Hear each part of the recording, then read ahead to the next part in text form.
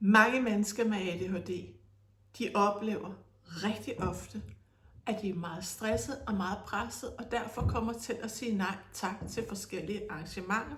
Nej tak til at deltage i noget, som de egentlig gerne vil, og de laver en fortælling om, at jeg kan kun have x antal programpunkter i min kalender om dagen, om ugen, om måneden, for ellers så går jeg ned med stress. I dag der kommer vi til at kigge på nogle metoder til, at du kan passe på dig selv, men det er helt sikkert nogle andre metoder end det, du er vant til. Jeg vil gerne opfordre dig til, at du lige subscriber, abonnerer, hvad det nu hedder, at du kommenterer, at du deler, fordi jo mere du gør, jo mere interaktion du laver, jo mere kommer det mit budskab ud til nogen, som måske kan bruge det. Jeg er også rigtig meget interesseret i at finde ud af, giver det her mening for dig? Er det noget, du kan bruge? Så derfor, jo mere jeg ved om det, jo mere kan jeg hjælpe dig og dem, der nu har brug for det. Jeg kommer til at være en lille smule tough i dag. Jeg kommer til at kalde vores bullshit-historier ud, for det tror jeg faktisk på, at det er det, som kan hjælpe dig. Du skal vide, jeg mener det fra et meget, meget kærligt sted. Du skal vide, at det her det faktisk også er noget, jeg har forstand på. Nej, jeg er ikke psykolog. Nej, jeg er ikke psykiater, men jeg er specialpædagogisk uddannet. Og jeg har arbejdet med ADHD de sidste 30 år i forskellige sammenhænge. Og i dag så driver jeg en coachingvirksomhed, hvor det netop er mennesker med ADHD, som jeg hjælper. Du skal også vide, at jeg selv har ADHD. Så det, jeg fortæller dig, det er faktisk noget, jeg lever selv. Jeg har også været meget hårdt stressramt, og jeg har også været der, hvor jeg har gjort mig nogle overvejelser, som ikke var så smukke og som ikke var så dejlige. Det er heldigvis på den anden side nu. Så jeg har været det sted, hvor du måske er i dag, og jeg ønsker ikke for nogen, at de skal komme ned det sted, hvor det var, jeg var for år tilbage. Så lad os komme i gang med det, hvor det er, jeg tænker, her der ligger der altså i sandhed nogle guldkorn, som jeg gerne vil vise dig. Så lad os kigge på dem.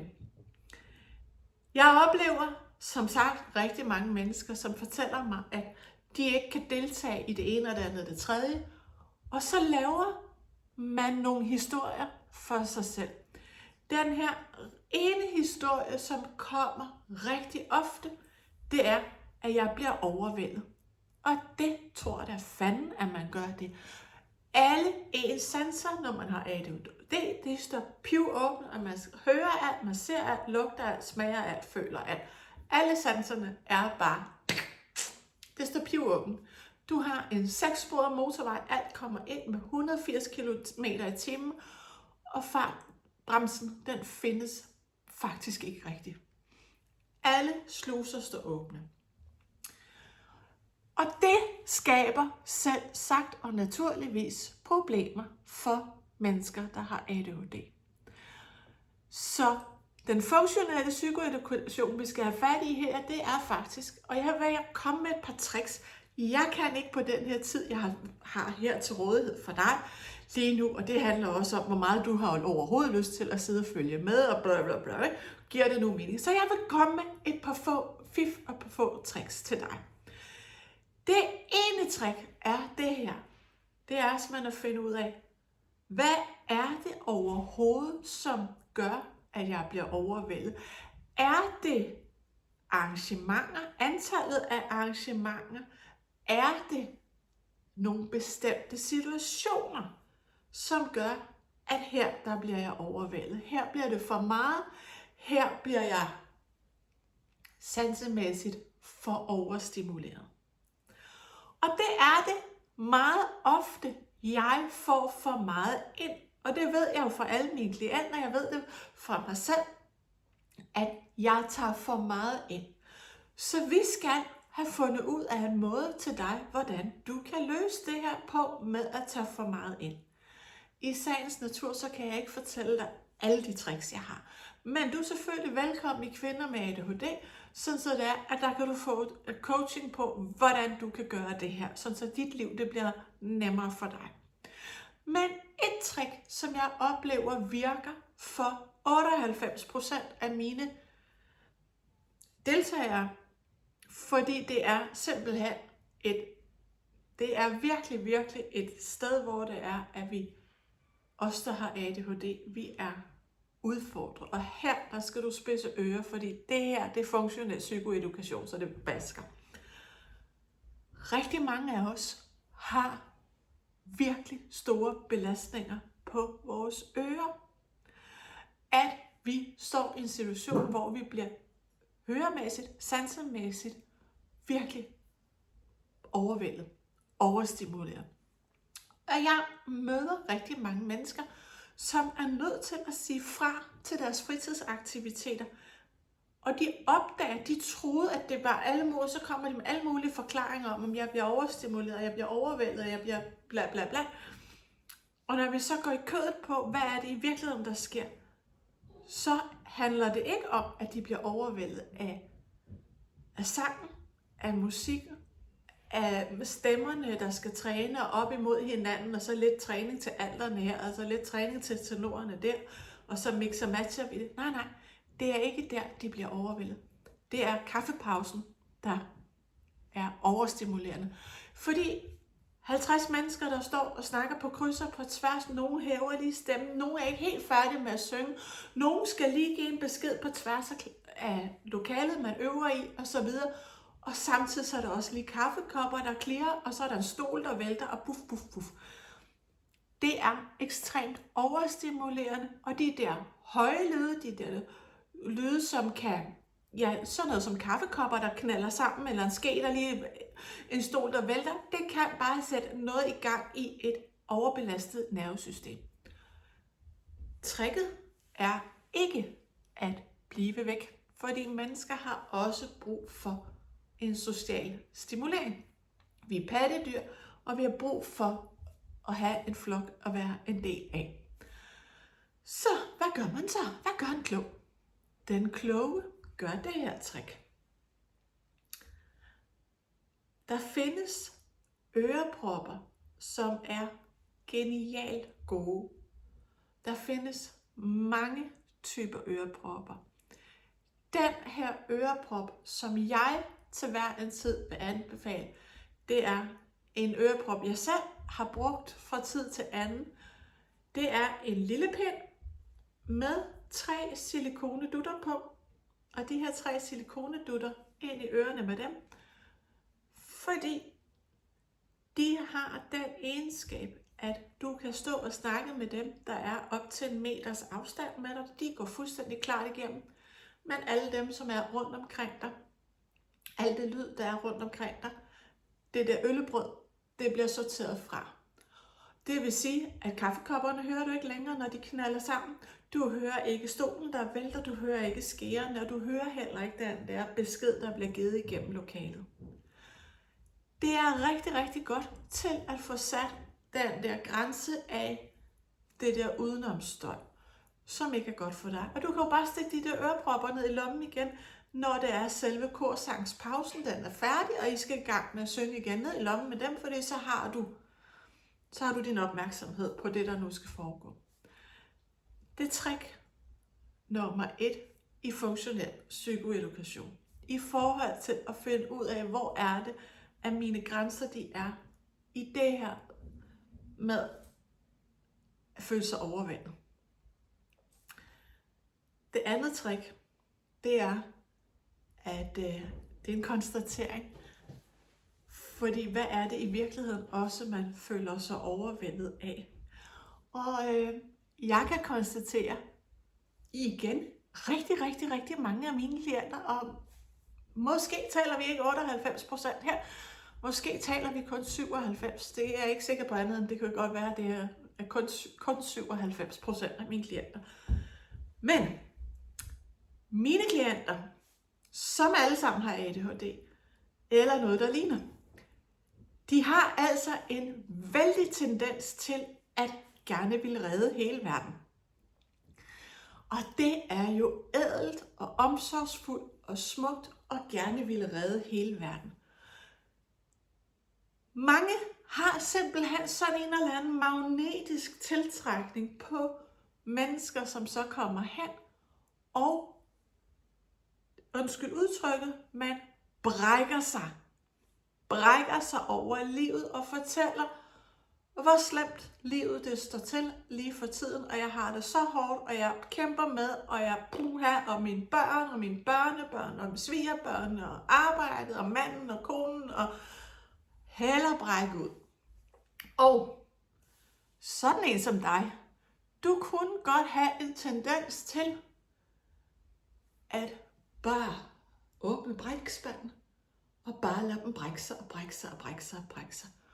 Og selvom du så lukker brækspanden, du binder måske endda også knuder på, dobbeltknuder på poserne, så lugter sådan en brækspand stadigvæk. Det er så nærmest sidder på fingrene stadigvæk, når du har haft den fremme. Men det vil jeg gerne sige til dig, at sådan en som dig, som har tendens til at bare åbne op for andre menneskers bræk, det er da klart, at det er overvældende. Det er da klart, at det er drænende. Det er da klart, at du bliver dårlig af at stå og lugte til andre folks gamle bræk. Så det skal man lade være med. Og det er en tendens, som mange af jer, inklusive mig selv, med ADHD, har. Jamen, der er måske også sådan lidt følelsen af, at jeg kan blive afvist, og jeg kan føle mig ikke god nok og alt muligt. Og så åbner man op for og bare stiller sig til rådighed for andre mennesker. Stop omgående og øjeblikkeligt med det. Det er sådan, at andre mennesker skal ikke brække sig i din brækspand. Du kan allernådigst give et par stykker tilladelse, og det er dem, som du holder særlig meget af. Det er de mennesker, som har en helt særlig betydning for dig. Det er dem, der må brække sig i din brækspand. Din brækspand, det er din brækspand, det er der, hvor du selv må brække dig. De har deres egne, de skal ikke brække sig ned i din. Så hvordan får du lagt låg på din brækspand, så de andre ikke kommer til at brække sig ned i din brækspand? Det gør du på den her måde. Jeg kan godt høre, at det er hårdt for dig. Lige nu, der har jeg ikke nogen. Jeg kan ikke hjælpe dig. Men det jeg godt kan hjælpe dig med, det er lige at få dig til at tænke på, det her, det kan du tale med vedkommende, som det handler om. Det kan du tale med vedkommende om det. Du kan tale med en psykolog eller en terapeut, eller hvad det nu måtte være, om den her situation. Men ikke mig. Jeg kan lige nu, jeg kan ikke have mere på min tallerken. Det må man gerne sige. Man må gerne sige fra. Det er helt okay at sige nej tak til, at andre mennesker de brækker sig ud over dig. Og det er helt med vilje, at jeg har gjort det så ulækkert, det her. Fordi jeg vil gerne have, at du ser det som funktionel psykoedukation. Jeg vil gerne have, at du ser det som Holy Jesus. Jeg har for vane at komme til at tage andre menneskers bræk ned i min brækspand.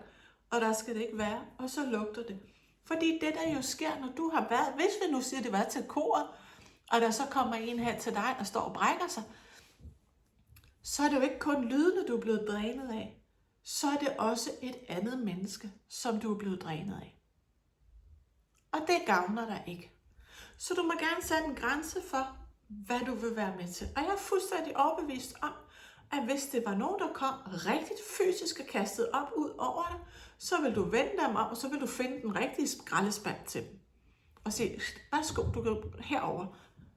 Ikke? Så nu skal du bare gøre det. Men det er altså en uvane, som mange af os kommer til at bare sige, jamen jeg tager imod, og jeg skal redde hele verden. Nej, det er faktisk ikke din opgave. Det er slet ikke din opgave at skulle redde hele verden. Og du skal også huske på, at tanker og følelser, som et andet menneske har, Det er deres tanker og følelser, det er ikke dine. Du må gerne have medfølelse, du må gerne have empati med, du må gerne have sympati med et andet menneske, som har det svært. Men det er ikke dine tanker og følelser, derfor så skal du heller ikke tage dem ind. Fordi når vi tager andre menneskers tanker og følelser ind, så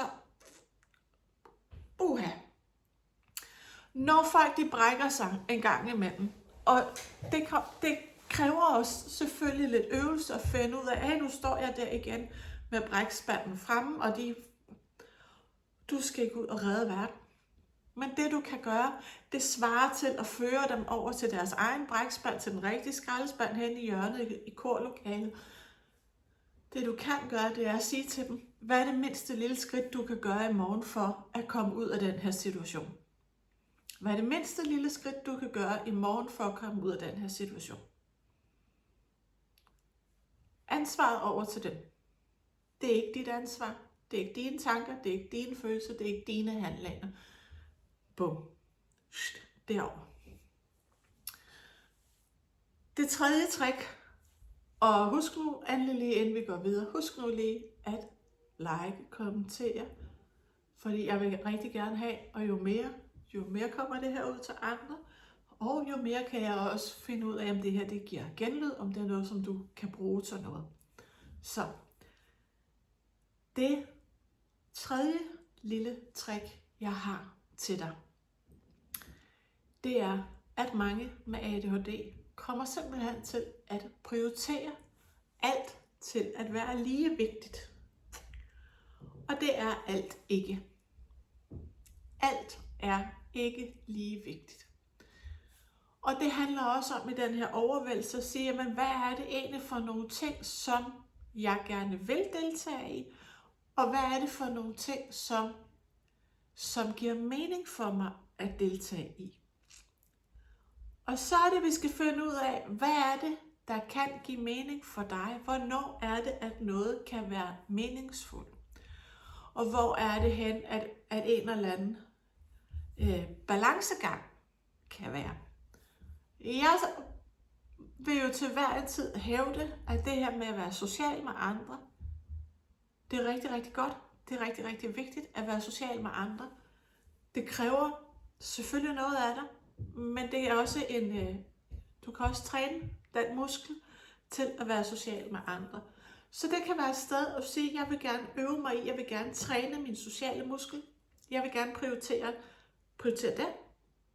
Det er vigtigt for mig. Jeg har et mål, der ligger heroppe, og det må du så finde ud af, hvad dit mål er. Det er ikke fordi, du skal være sammen med 800 mennesker. Det er ikke sådan et mål, men bare at være social med nogen, så man ikke visner hen. Det kan være at du skal træne at kunne navigere i og at være sammen med andre mennesker. Det kan være, at det bare giver dig noget at høre på andre menneskers input. Så det kan jo være, at det er noget af det, du gerne vil prioritere. Det kan også være, at du har en prioritering, der hedder, at du gerne vil kunne, at det er vigtigt for dig at prioritere dit fitnesscenter. Men der er også en hel masse lyd og larm og støj nede i fitnesscenteret, eller det kan der i hvert fald være. Så skal du finde ud af, hvornår på dagen er det godt for mig at komme i fitnesscenteret. Fordi det er jo klart, at hvis det er der, hvor det er, at hvis du kommer der, hvor det er, der plejer at være, hvad skal vi sige, unge mennesker, det er næsten fordomsfuldt, det kan jeg egentlig godt høre. Men alligevel, det kunne jo være, at det var nogle unge mennesker, der kommer med i deres gruppe, og de er lidt højtråbende, og de er lidt, se hvad jeg kan, hvor smart din far. Og så taber de lidt deres vækstænger, og hører måske lidt højere musik, står sådan og har lidt interaktion. Hvis det er noget, der er provokerende for dig og dit nervesystem, så skal du finde ud af, hey, lige præcis på det her tidspunkt, hvor det foregår, det er ikke der, jeg skal være. Jeg skal komme på et andet tidspunkt, på en anden tidspunkt af døgnet, på en anden ugedag, hvad det nu måtte være. Sådan så det er, at I kan finde ud af det og være sammen. Så det her med at lave nogle prioriteringer af, hvad er det, der er vigtigt? Og det er ikke altid det, som man tror, der er det vigtige, der er det vigtige. Nogle gange så er det nogle andre ting, der er mere vigtige. Og det skal du jo finde ud af. Og så mærke efter ind i og kalibrere ind i, hvad er det, der er vigtigt for mig. Sådan, så du kan sige, at jeg vil gerne det her, men hvis jeg gerne vil det her, så er jeg nødt til at lige drosle ned på noget andet. Det må man nemlig også meget gerne, sådan så det er, at man kan mærke efter. Det her, det var kun lige et par små tricks, jeg kom med her nu. Men det er rigtig, rigtig vigtigt, at du passer på, at du ikke kommer til at sætte dig over i offerrollen af, at det er synd for dig. Der er nogle ting i livet, der er rigtig, rigtig ærgerlige, men hvis vi sidder derovre i en rolle af, at det her, det er synd for mig, så kommer vi også til selv at holde os selv fast i, og så får vi en identitet om, at det er synd for os. Og det er det ikke. Der er nogle ting, hvor det er ærgerligt, og der er også nogle ting, hvor det er, at vi kan løfte os selv, men hvis vi sidder derovre og maler os selv ind i et hjørne, så bliver det endnu værre.